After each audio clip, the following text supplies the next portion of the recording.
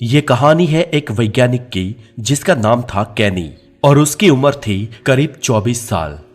कैनी Switzerland के एक research संस्थान में काम करता था जो दुनिया का एक बहुत बड़ा रिसर्च सेंटर है, जहां पर द लार्ज हाइड्रो कोलाइडर नाम का एक बहुत बड़ा मशीन है और इस मशीन की मदद से वहां पर वैज्ञानिक दो पार्टिकल्स को टकराकर उनसे निकलने वाले कणों की जांच करते हैं। कैनी और उसकी टीम के और वैज्ञानिक उन पार्टिकल्स की जांच करते हैं जो टकराव के बाद बहुत ही कम समय के लिए ही सही लेकिन वास्तविकता में प्रकट हुए हो। कैनी का जीवन इतना रोमांचक नहीं था। वो अपने साथियों के साथ पूरा दिन उस लैब में बिताता। दिन खत्म करने के बाद जब वो घर पहुंचता तो थका होता। उसे लगता था कि उसके जीवन का कोई खास मकसद नहीं है। वो ये भी सोचता था कि उसके जीवन में किसी बड़ी जरूरी चीज की कमी है। कैनी ज्यादा लोगों से बात भी नहीं करता था। उसकी केवल एक ही दोस्त थी जिसका नाम था एल्सा। एल्सा उसके ही साथी वैज्ञानिकों में से एक थी जो उसके साथ काम करते थे। बस एल्सा ही वो एक कारण थी जो कैनी को जीने की उम्मीद देती थी। कैनी कहीं ना कहीं मन में एल्सा से प्यार करता था। एक दिन की बात है, वो सुबह उठकर अपनी निराशा भरी जिंदगी को फिर से जीने के लिए चल पड़ता है। कैनी सोचता है कि ये दिन भी बाकी दिनों की तरह एक आम दिन होगा, पर उसे क्या पता था कि जिंदगी आज उसके लिए कोई और मोड़ लेकर आई है। करीब दोपहर का 1 बज रहा था। कैनी अपने साथियों के साथ लैब में काम कर रहा था। तभी उन्हें बाहर काफी लोगों की आवाज सुनाई दी। लगा जैसे कोई भीड़ उनकी ओर बढ़ती चली आ रही हो। तभी अचानक रूम का दरवाजा धड़ाम से खुला और कई फौजी अंदर घुस आए और यहां से सबको बाहर निकालने लगे। कैनी कुछ समझ नहीं पाया। उसने बाहर जाकर एक सीनियर साइंटिस्ट को देखा जो पसीने से भीगा हुआ था और उसके चेहरे पर घबराहट साफ साफ दिखाई दे रही थी। विचलित हुआ कैनी उस साइंटिस्ट के पास जाकर उसे पूछने लगा, ये सब क्या हो रहा है? साइंटिस्ट घबराहट भरी आवाज से बोलता है, तुम्हें ये सब बंद करना होगा। गवर्नमेंट ने साफ साफ ऑर्डर दे दिया है, अब इस संस्थान को बंद करना होगा। कैनी फिर भी कुछ समझ नहीं पाया और बोला, लेकिन हमारी नौकरी का क्या? हमने इतनी मेहनत की है, हमने इस संस्थान के लिए बहुत कुछ किया है, क्या अब इसका कोई मोल नहीं? साइंटिस्ट बोला, वो सब मुझे नहीं पता, बस तुम लोगों को यहां से जाना होगा। कैनी को यह सुनकर काफी तकलीफ हुई। पहले से ही निराश कैनी अपनी जिंदगी में नौकरी के खोने के डर से टूट सा गया। वो अपने मन में बोलता है कि बस अब बहुत हो चुका। वो अब ठान लेता है कि उसे ये जिंदगी नहीं जीनी है। वो छत पर चला जाता है खुदकुशी करने के लिए। वो बस कूदने ही जा रहा होता है कि उसे एक कमरे से कुछ आवाज सुनाई दी। लोग वहां पर तेज आवाज से बात कर रहे थे। वो उन्हें सुनने के लिए उस कमरे के पास जाता है और दरवाजे के बाहर से अंदर झांकने की कोशिश करता है। तब वो देखता है कि उस संस्थान के चीफ साइंटिस्ट डॉक्टर नैनसन कह रहे थे कि हम होने वाली इस भयानक तबाही से बाल बाल बचे हैं। डॉक्टर नैनसन के पास बैठा एक और साइंटिस्ट बोलता है कि यह खबर किसी भी हाल में यहां से बाहर नहीं जानी चाहिए। तभी वहां पर एक सिक्योरिटी गार्ड कैनी को वहां खड़े हुए देख लेता है और उसे खींचकर अंदर ले जाता है और कहता है, शायद इसने आपकी बातें सुन ली है सर। डॉक्टर नैनसन कैनी को पहचानते हैं क्योंकि कैनी इस संस्थान का होनहार वैज्ञानिक था। कैनी बोलता है कि मैंने अभी तक तो कुछ खास नहीं सुना है सर, लेकिन प्लीज आप मुझे बताइए, मुझे जानना है कि आखिर हो क्या रहा है। मैंने इस संस्थान के लिए काफी कुछ किया है, आपको तो पता है। डॉक्टर नैनसन कहते हैं, तुम गॉड पार्टिकल के बारे में तो जानते ही हो ना, जिसे हिग्स बोसॉन भी कहते हैं। ये यूनिवर्स, स्पेस, टाइम जैसे काफी फोर्सेस के लेयर्स से बना हुआ है।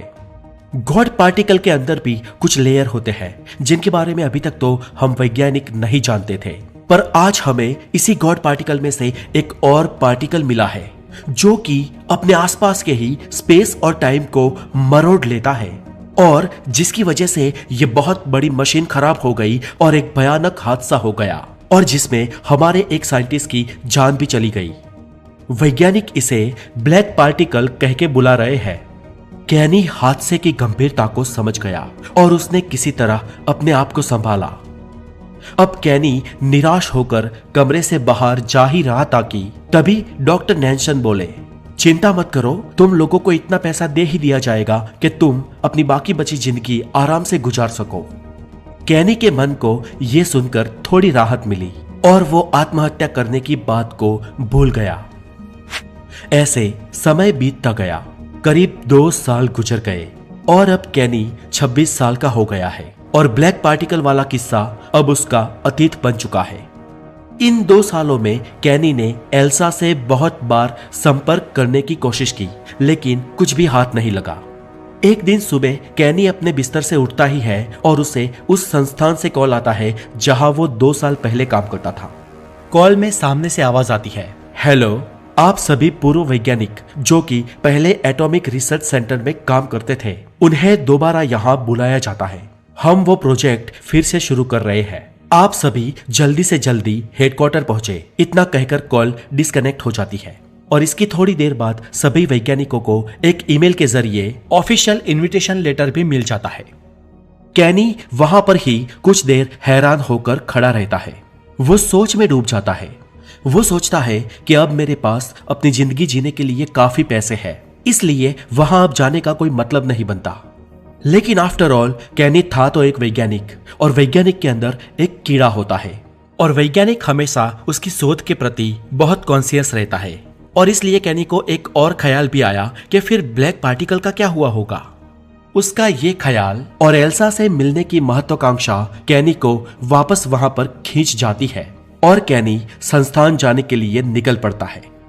वहां पहुंचते ही कैनी डॉक्टर नैनसन के पास सबसे पहले जाकर पूछता है कि क्या मैंने सही सुना, आप फिर से दोबारा वो प्रोजेक्ट शुरू कर रहे हैं और ब्लैक पार्टिकल का क्या करना है। डॉक्टर नैनसन कैनी को कहते हैं, तुम पहले शांत हो जाओ और मेरी बात ध्यान से सुनो। देखो, हमने कुछ सोचा है। अगर ब्लैक पार्टिकल को सही मात्रा में बनाया गया तो हम टाइम ट्रैवल से लेकर दूसरी दुनिया में पहुंचने के रास्ते तक खोज सकते हैं।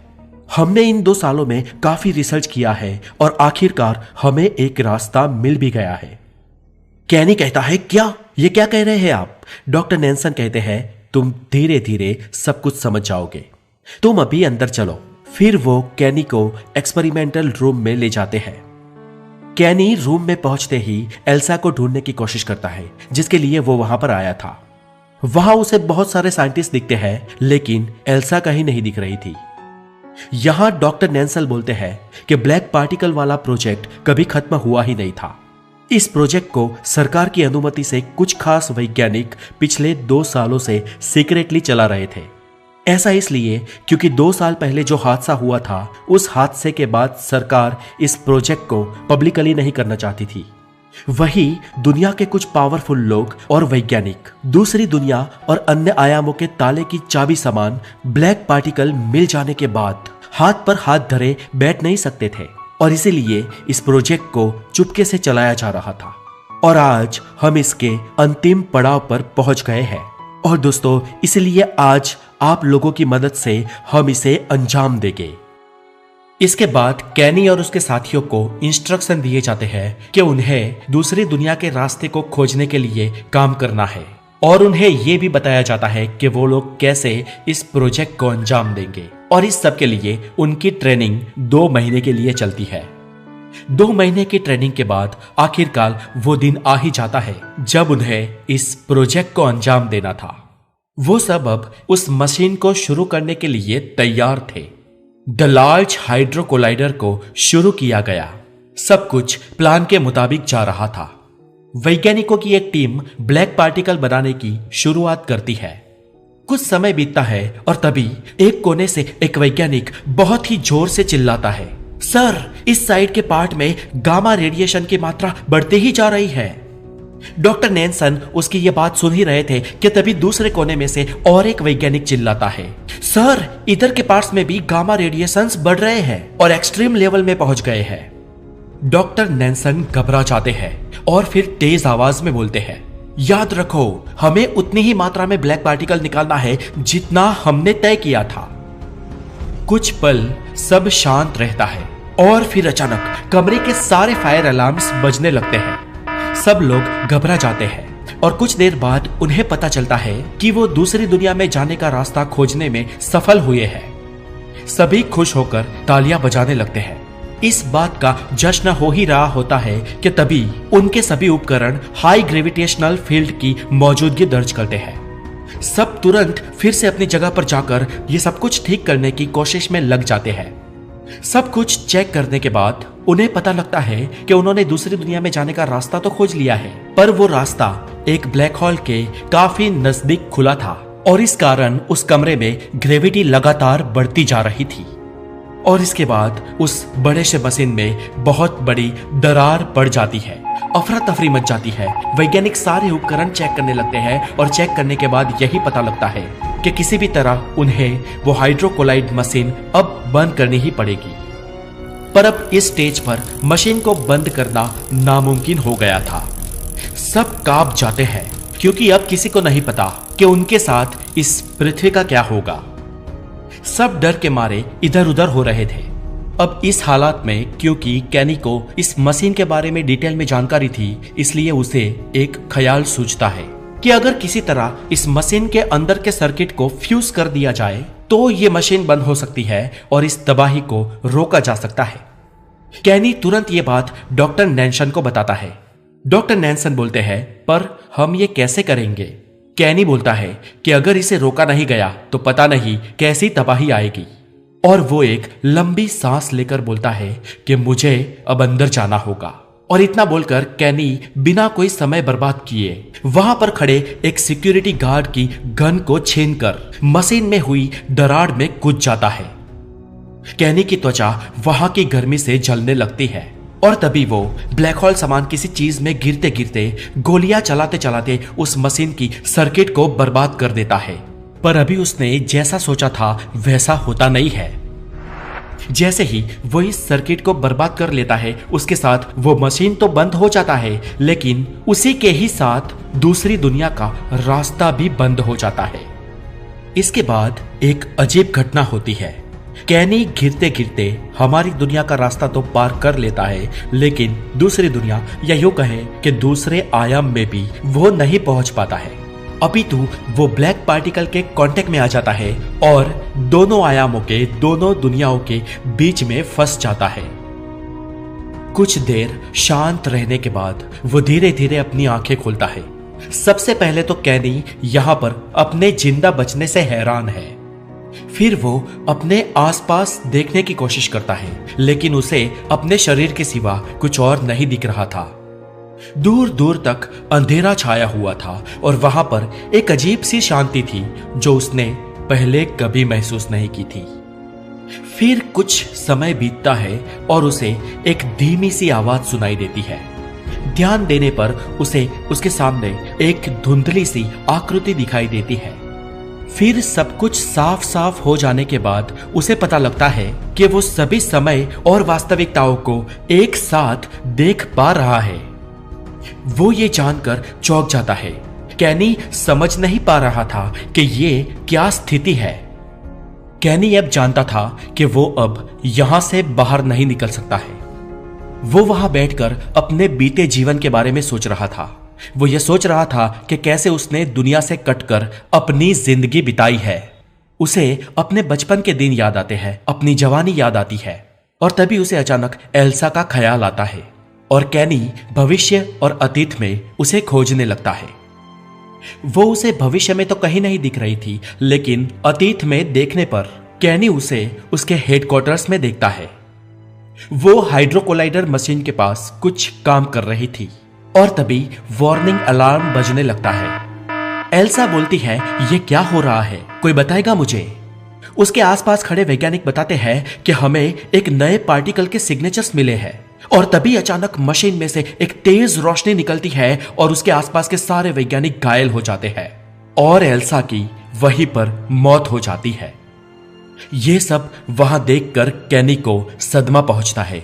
अब उसे सब कुछ समझ में आ गया था कि एल्सा ही वो वैज्ञानिक थी जिसने 2 साल पहले इस ब्लैक पार्टिकल को खोजा था और उसकी मौत ही वो वजह थी जिसके कारण वो उसे संपर्क नहीं कर पा रहा था।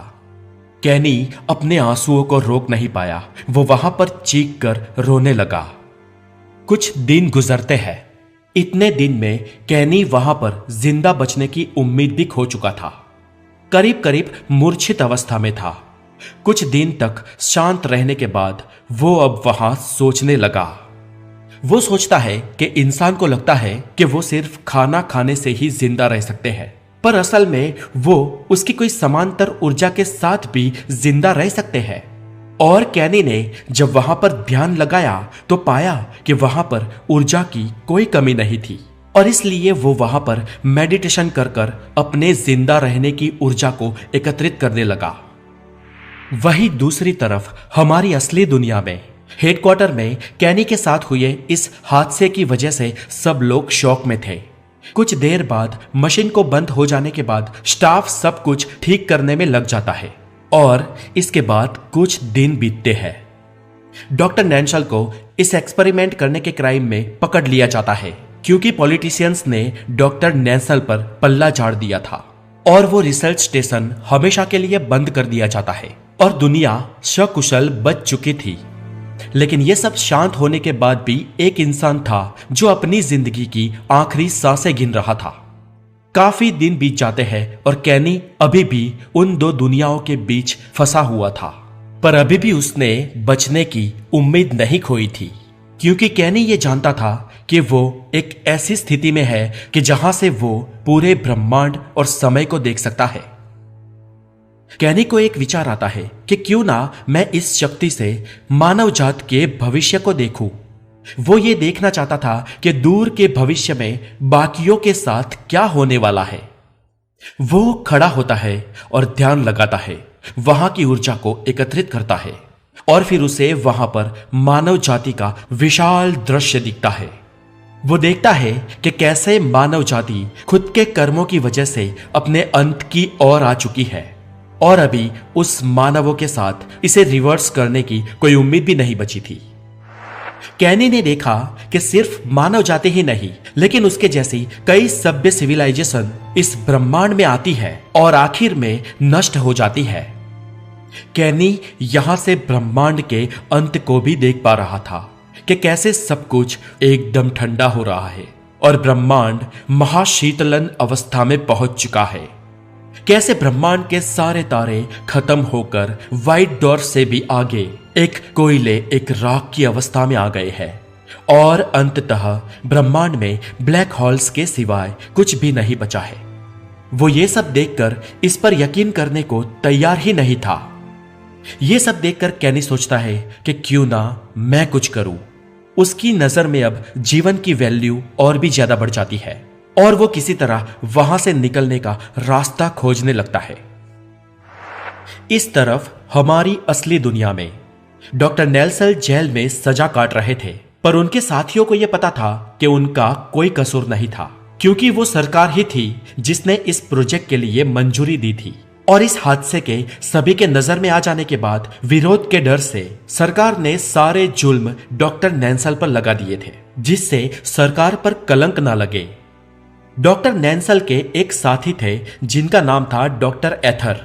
वो डॉक्टर नेल्सन के काफी करीब थे, और उन्होंने डॉक्टर नेल्सन को जेल से निकालने की ठान ली थी। डॉक्टर एथर अपने बाकी साथियों को भी इकट्ठा करते हैं, और वो डॉक्टर नेल्सन को निकालने में जुट जाते हैं।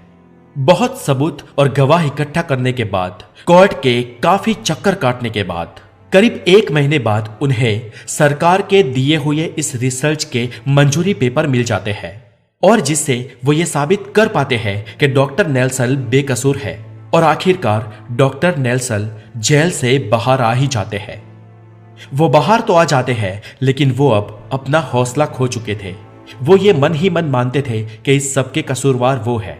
अगर उन्होंने ये प्रयोग शुरू नहीं किया होता तो आज कैनी जिंदा होता। कैनी ने दूसरों को बचाने के लिए जो अपने आप की कुर्बानी दी है, उससे डॉक्टर नेल्सन को बहुत सदमा लगा था। 10 साल बाद उस हादसे को हुए 10 साल बीत जाते हैं, और एक रोज की बात है, डॉक्टर नेल्सन अपने घर में चाय पी रहे थे, और तभी उनके फोन में एक अज्ञात नंबर से मैसेज आता है। यह मैसेज एक काफी लंबे बाइनरी कोड में था। डॉक्टर नेल्सन उस मैसेज को फालतू समझकर उस पर ध्यान नहीं देते। फिर जब रात हो जाती है तो फिर से एक मैसेज आता है। इस बार यह मैसेज डॉक्टर नेल्सन का ध्यान खींच लेता है और वो इसे देखते हैं। इस मैसेज में एक बड़े नंबर के सिवाय और कुछ नहीं था, पर इस नंबर को ध्यान से देखने पर डॉक्टर नेल्सन को इसमें एक पैटर्न नजर आई। वो तुरंत समझ गए कि ये काफी जटिल बाइनरी नंबर्स के कॉम्बिनेशंस है। वो पहले तो सोचते हैं कि आखिर कोई उन्हें ये क्यों भेजेगा, और इसी बात को जानने के लिए डॉक्टर नेल्सन इस कोड को डिकोड करने की कोशिश में लग जाते हैं और उन्हें इसे डिकोड करने में करीब 1 महीना बीत जाता है। और जब 1 महीने बाद ये नंबर डिकोड हो जाता है तो डॉक्टर नेल्सन की आंखें फट जाती है, क्योंकि वो लंबा सा नंबर डिकोड होने के बाद एक वाक्य बनता था और उसमें लिखा था, डॉक्टर नेल्सन, मैं कैनी हूं। जब आप ये मैसेज पढ़ेंगे तो करीब 10 साल बीत चुके होंगे, पर मैं यहां से आपको भविष्य में यह मैसेज पढ़ते हुए देख पा रहा हूं। मुझे यहां से बाहर निकलने का रास्ता मिल गया है और आपको अगला मैसेज करीब 10 साल बाद मिलेगा, और तब तक आपको इस डिजाइन पर काम करना होगा। कैनी ने डॉक्टर नेल्सन को एक डिजाइन भी भेजी थी जो काफी जटिल फिजिक्स की भाषा में ब्रह्मांड के नियमों को समझाती थी, जो कि उसने भविष्य के इंसानों को देखकर सीखी थी। कैनी अपनी स्थिति को भी बताता है कि कैसे वो 2 डायमेंशंस के बीच फंसा है और इस जगह से वो कैसे सभी चीजों को देख पा रहा है। डॉक्टर नेल्सन ये सब पढ़कर पहले तो कैनी को जिंदा बचने से खुश थे, और फिर वो कैनी के बताए हुए डिजाइन पर 10 साल तक काम करते हैं और अंततः उन्होंने एक अत्याधुनिक मशीन बनाई। इस मशीन को बनाया तो जरूर गया, लेकिन इसे कोई चला नहीं सकता था। इसे चलाना सिर्फ कैनी को आता था। इस मशीन को बनाने के कुछ दिन बाद, जैसे कैनी ने बताया था, और एक मैसेज आता है। डॉक्टर नेल्सन ने पूरी टीम बिठाई थी, इसलिए वो इस मैसेज को तुरंत डिकोड कर लेते हैं। उस मैसेज में लिखा था कि इस बड़ी मशीन को उस हाइड्रोकोलाइड के पास ही जाकर एक्टिव करना होगा, और इसके बाद कैनी उस मशीन को एक्टिव करने की जानकारी देता है और बताता है कि इसे एक निश्चित समय पर ही एक्टिव करना होगा। डॉक्टर नेल्सन वैसा ही करते हैं जैसा कैनी ने बताया था। वो पुराने हाइड्रोकोलाइड में जाकर उस मशीन को सेट करते हैं, और जब समय आता है तब कैनी के कहे अनुसार इस मशीन को एक्टिव किया जाता है। करीब 20 साल पहले फ्लैशबैक में, उस समय तब जब कैनी मानव जात के भविष्य को देख रहा था, तब उसने ठान ली थी कि वो उसे बदलेगा, और वो समझ गया था कि वो जिस जगह पर है वो कोई सामान्य जगह नहीं है। वो ये जान गया था कि वहां पर चीजें वेव फॉर्म में वाइब्रेट कर रही है, और इसलिए कैनी वहां पर बहुत सारी ऊर्जा एकत्रित करता है और वो वहां से बाहर कैसे आना है उसका रास्ता भी खोज लेता है। पर हमारे रियल वर्ल्ड से संपर्क कैसे किया जाए वो उसे पता नहीं था, और ये सब जानने और करने में कैनी को कुछ समय लगा, और उस छोटे से समय के अंतराल में पृथ्वी पर बहुत सारे साल बीत गए, और इस तरह वो अंततः डॉक्टर नेल्सन से संपर्क कर पाया। कैनी 10 साल बाद भविष्य में पहुंचे मैसेज को देखकर यह पता लगा लेता है कि यहां पर टाइम किस तरीके से बिहेव करता है। कैनी पूरी तैयारी के साथ वहां से मैसेज भेजता है, और जब भविष्य की दुनिया में डॉक्टर नेल्सन उस बनाई हुई मशीन को चालू करते हैं, तब कैनी के शरीर में वेव्स रिएक्ट करने लगती है और कैनी के अंदर भारी मात्रा में ऊर्जा का उत्सर्जन होने लगता है, जैसे उसके अंदर से रोशनी निकल जाती हो, और वो वहां से एकदम गायब हो जाता है। वर्तमान समय में जब डॉक्टर नेल्सन और उनकी टीम उस डिवाइस के पास होते हैं, उन्हें एक रोशनी आती हुई दिखाई देती है। डिवाइस में से इतनी रोशनी आती है कि आंख खोलना मुश्किल हो जाए, और कुछ ही समय बाद डॉक्टर नेल्सन कैनी को वहां से निकलते हुए देखते हैं। वो सब कैनी को वहां पर देखकर हैरान हो जाते हैं, और कैनी बाहर आते ही बेहोश हो जाता है। फिर कुछ समय बाद डॉक्टर नेल्सन और उनकी टीम कैनी को हॉस्पिटल ले जाते हैं, और वहां पर वो उनका एक्सरेज लेते हैं, और तब उन्हें पता चलता है कि कैनी के शरीर पर एक्सरे का कोई असर नहीं हो रहा था, अपितु कैनी का शरीर तो एक्सरेज को सोख रहा था। कैनी इस समय डॉक्टर नेल्सन को जवान लग रहा था, हूबहू वैसा ही जैसा उन्होंने उसे पहली बार देखा था। और डॉक्टर नेल्सन ने अभी जिस कैनी को बचाया है वो दरअसल 20 साल पहले का ही कैनी था, यानी कि कैनी अपने समय से 20 साल भविष्य की दुनिया में आ गया है। जब कैनी को होश आता है तो उसे पता चलता है कि वो डॉक्टर नेंसल और उनकी टीम के साथ हॉस्पिटल में था। उसे होश में आते ही सब लोग पूछते हैं कि तुम आखिर किस जगह पे थे, कहां पर इतनी देर तक जिंदा थे।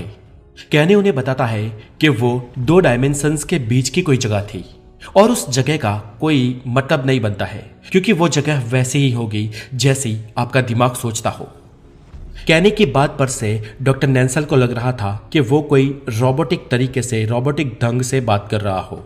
उन्होंने ये भी महसूस किया कि कैनी उनके मन की बातें भी समझ रहा है, और इस पर कैनी ने बताया कि जब वो वहां पर था तब वहां उसने बहुत सारी शक्ति इकट्ठा की थी और अभी उसका दिमाग 50 गुना ज्यादा शक्तिशाली हो गया है। और कैनी डॉक्टर नेंसन को बताता है कि कैसे भविष्य में मानव जाति का अंत होने वाला है और वो एक मकसद लेकर उन्हें बचाने के लिए आया है। कैनी उस समय की सरकारों से मिलकर मानव जाति को बचाने के लिए एक नया प्लान आयोजित करता है और जिससे मानव जाति किसी दूसरे ही मुकाम पर पहुंच जाती है। दोस्तों, ये काल्पनिक कथा आपको कैसी लगी मुझे कमेंट करके जरूर बताएं। फ्यूचर में हम ऐसे ही काल्पनिक साइंस फिक्शन के साथ मौजूद होंगे। तब तक के लिए अपना बहुत सारा ध्यान रखें और साइंटिफिक ज्ञान के लिए हमारे चैनल द नॉलेज को जरूर सब्सक्राइब करें। Have a good day, take care.